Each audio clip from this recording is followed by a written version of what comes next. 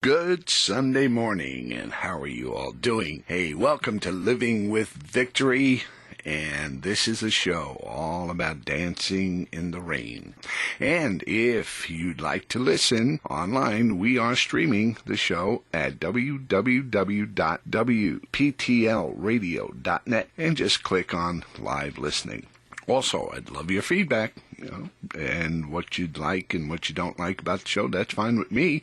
If you'd like to email us at livingwithvictory@gmail.com, I'd sure appreciate it. We're also found on YouTube. You can go to YouTube under Living with Victory, and you can go to GodTube under Tony Giorgio and listen to the shows. And tell your friends, we'd appreciate it. And if you'd like any other information, you want to call us, you can call 828-926-4600. And let me just let you know what we're all about. I'm not a preacher, just a guy who has had his share of having to dance in the rain. When the storms hit in my life, I had to keep going. And how many people I encountered through my 30 years of advocacy for seriously ill children, also who were falling through the cracks for treatment, how they persevered, and how the families just kept going, and how we had to keep going to just help them get what they needed. And things that came around in my life were the same way.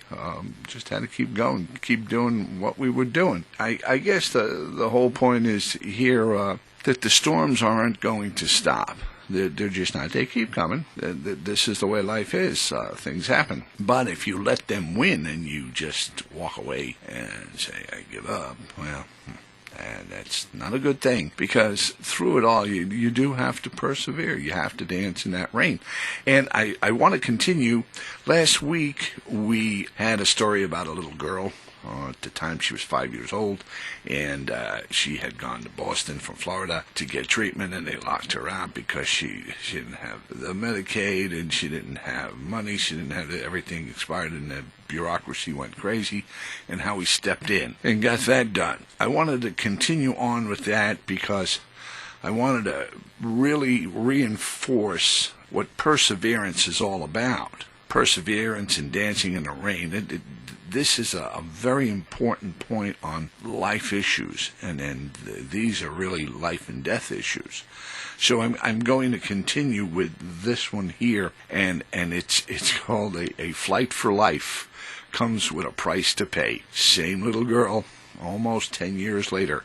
The first story was back in 1988. She had a very bad heart condition, 3 holes in her heart, and here it is, 1996. And I'm going to reference a scripture that really puts this in perspective, the perseverance and the push to get what you need to get done. And this is out of Mark chapter 2, verse 1 through 4. And just to set the stage, I'll paraphrase it. It seemed like he had cured a leper, and he told the leper, you just go on your way, do what you have to do, and do not tell anybody of what I've done. Christ wasn't doing what he was doing just to have, recognition. So the leper went, and of course he didn't keep his mouth shut. He just told everybody, and they all were trying to get to Jesus now because they heard the news. And in chapter 2, he finally gets back in town. He couldn't even get into the town. Things were so crazy. And it was Capernaum. And it said, again, he entered Capernaum after some days, and it was heard that he was in the house. And it says, immediately many gathered together, so that there was no longer room to receive them, not even near the door. Then they came to him, bringing a paralytic, who was carried by 4 men. And when they could not come near him because of the crowd, now pay attention to this one, they uncovered the roof where he was. And when they had broken through, they let down the bed on which the paralytic was lying. Could you imagine? I mean, you can't get in. There's crowds at the door. You can't move. You have this man on a bed you're carrying, and they take the initiative to go up on the roof. They wanted to get this done and bring him through the roof to Jesus. Now, if that's not perseverance and it's not going that extra step, I don't know what is. But I tell you what, there's a couple of points here, very important. Okay, you've got to persevere, and it works because you do get through, and you may not come out the way you think you were, but you come out. But you have to persevere to get to Jesus. Also, when we help people, you don't just do a bypass and say, okay, it's over with. Let's not worry about it anymore and go on your way. Our organization, Compassion for Kids, for 30 years, never said somebody don't come back to the well. Here it is, almost 10 years later, and the little girl, she had a pacemaker put in, and it failed, okay? So, with precious time to spare, the 12-year-old's family attempted to make arrangements to fly her to a specialist at Boston Children's Hospital. And despite the fact that we gave that air ambulance $3,000 to fly her, which was the cost of the gas, they refused the emergency flight. And I was quoted saying it was insane. Well, yeah, it is insane. There's no reason why they couldn't let this plane go. But they were saying, with the flight costing $7,000, they wanted a guarantee. The entire amount they wanted guaranteed at $3,000 in their hand. The fuel was covered. The doctors and all were on board with that. That was fine. They wanted the full $7,000. Took $7,000 to get her from Orlando to Boston. And this time, see, the last time, if you heard the story where I wrote the IOU for $16,000, they took it, everything was fine in another situation. This didn't work. They wanted a credit card. They wanted somebody with a credit card to guarantee this. Holy moly. Now you have to picture this. It's a Saturday. It's a weekend. All right. Banks are closed. People are away. It's just unbelievable that they got put into this position. And we frantically went around. We called everybody you can imagine to try to get this done. I mean, phone calls, hours upon hours. And mind you, this little girl couldn't afford hours and hours. She had to get out and get going. And we finally reached her granddad, who had a credit card that would get her to where she had to go. So it took a few hours, and everything got gelled together fine, and off she went. The side of this whole thing that kept me going for 30 years was, this is health care in this country. This is health care.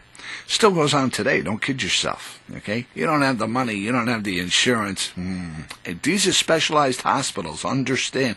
You can't go in your neighborhood to get this done. She had to travel. They always have to travel when it's catastrophic diseases and things of that nature. Very, very seldom do you have them where you live. You've got to travel. So she finally gets to where she's going, and she's there for a while. And this little girl, you talk about persevering. This little thing had operations from the time she was born. She had heart operations to try to clear up her situation and make her live a better life. It's unbelievable what this family was doing, dancing in the rain. They were constantly going. And then she was no more than 12 days old when they had the first operation. Picture this. And then again at age 5, and then 2 more operations when she was 8 years old. And then the pacemaker was put in at 1991. What they were looking at in the future was a possible heart transplant if things just weren't going to work out, but they were trying to delay that and just get this done. It's just something that amazes me, how families in these situations and real hard times. I know there's people out there with similar situations I'm talking to right now, and I understand that. But the fact is that you keep going, because people break through roofs to get to Jesus. So what does that tell you, man? That's something worth pursuing. Jesus Christ is something worth pursuing, someone worth pursuing. You need to know where that help is.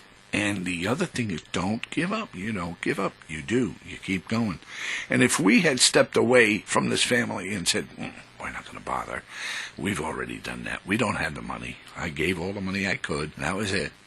She probably wouldn't have gotten to where she was going, because we just stayed on that phone continually and asked just about anybody that we could think of who could afford to put the rest of this bill on their credit card. And here's something else. They go away now. They're in Boston, and their little one is having the pacemaker, a new one put in, and the whole family, except for the teenage son, is back home in Florida.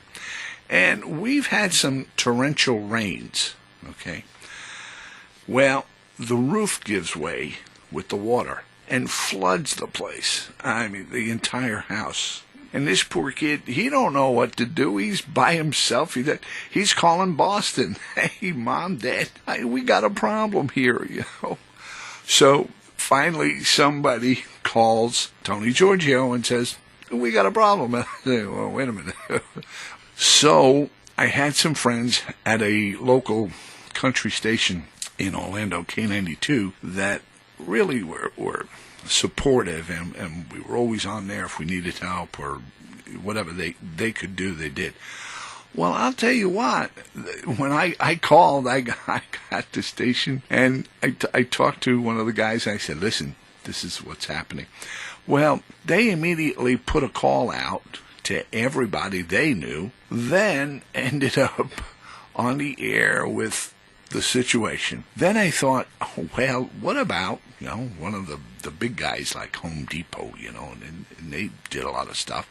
And I took a chance. I called. I said, hey, this is what's happening. Well, I'll tell you what, in a heartbeat, those guys said, sure, let us know when, what, it's the weekend. But they all got together, they went up there, they put a tarp over the roof, stopped things from getting wet, took the kid, brought him somewhere, made sure he was safe, so we had it. By Monday, you wouldn't believe the scene at this little house.